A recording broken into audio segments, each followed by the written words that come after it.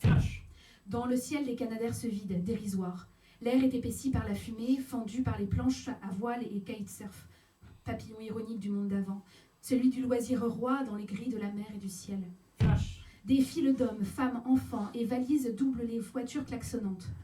Pas de victimes de guerre, non, mais les 30 000 touristes qui quittent en précipitation la Grèce bouffée par les feux. Flash. À Milan, un torrent surmonté de plaques de glace fend la ville. Flash. En Suisse, une tempête minute a arraché un village. 48 degrés en Sicile, 38 morts en Algérie. Météo France, l'été est automnal, ça devient très difficile pour les touristes. En ce premier mois, Patrick Pouyanné, PDG de Total, est fait officier de la Légion d'honneur.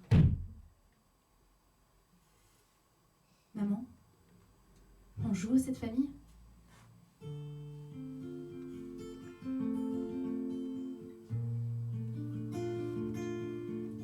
Les premières nuits à la maison, je les passe à ton chevet, chuchotant des prières.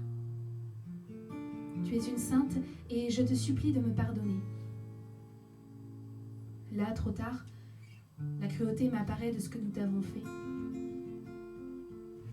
Te donner naissance.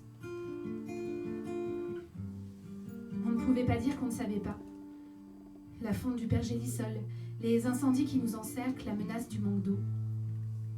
Et nous sommes en face, nous et notre ignorance de tout, notre extrême dépendance, à l'eau courante, à l'énergie dans nos tuyaux, à l'ultralevure, aux antibiotiques, aux yaourts en plastique, aux meubles tout finis. Nous, les nourrissons du capitalisme. Nous apprenons que nos privilèges de riches occidentaux sont plus fragiles qu'il n'y paraît. Pas gravés dans le marbre, non, pas garantis.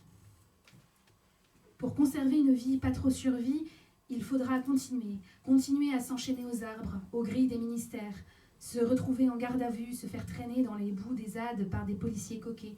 Et il faudra barrer les routes des raffineries, il faudra lancer des alertes, démolir l'image des multinationales, scandale après scandale, puisqu'il n'y a que ça qui marche.